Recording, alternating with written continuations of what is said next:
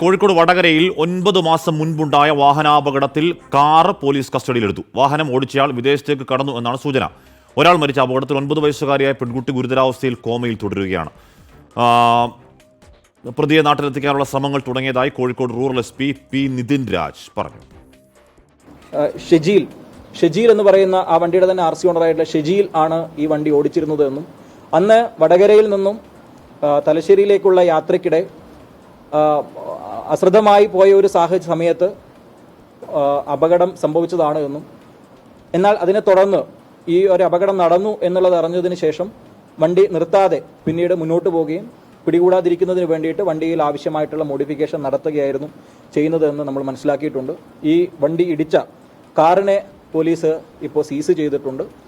അന്നേ ദിവസം വണ്ടി ഓടിച്ച ആള് ഇന്ന് ഇപ്പോൾ UAE-യിലാണുള്ളത് എന്നാണ് നമ്മൾ മനസ്സിലാക്കുന്നത്. ഉടനെ തന്നെ പ്രതിയെ നാട്ടിൽ കൊണ്ടുവരുന്നതിനാവശ്യമായിട്ടുള്ള നടപടികൾ പോലീസിന്റെ ഭാഗത്തുണ്ട്. സമീർ സി മുഹമ്മദ് ചേർന്നു. സമീർ, പ്രതിയെ നാട്ടിലേക്ക് എത്തിക്കാനുള്ള ശ്രമങ്ങൾ ഏതു വഴിക്കാണ് പോലീസിന്റെ ആലോചന? ഈ കാറ് കസ്റ്റഡിയിലെടുക്കാൻ പോലീസിന് സഹായകരമായത് എങ്ങനെയാണ് സമീർ?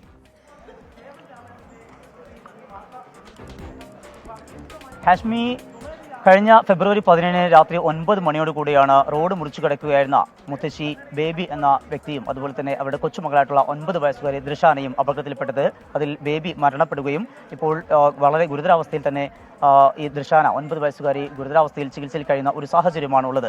ഈ സംഭവവുമായി ബന്ധപ്പെട്ട് പോലീസിന് ലഭിച്ചിരുന്ന ഒരു വിവരം ഒരു വെള്ളക്കാറാണ് ഈ സംഭവത്തിന് പിന്നിലെന്ന് മാത്രമായിരുന്നു. പിന്നീട് ഇതുമായി ബന്ധപ്പെട്ടുള്ള വിശദമായിട്ടുള്ള അന്വേഷണത്തിലായിരുന്നു. അതിനൊടുവിലാണ് ഇപ്പോൾ ഇതുമായി ബന്ധപ്പെട്ടുള്ള ഒരു തുമ്പുണ്ടാക്കാൻ പോലീസിന് കഴിഞ്ഞിരിക്കുന്നത്.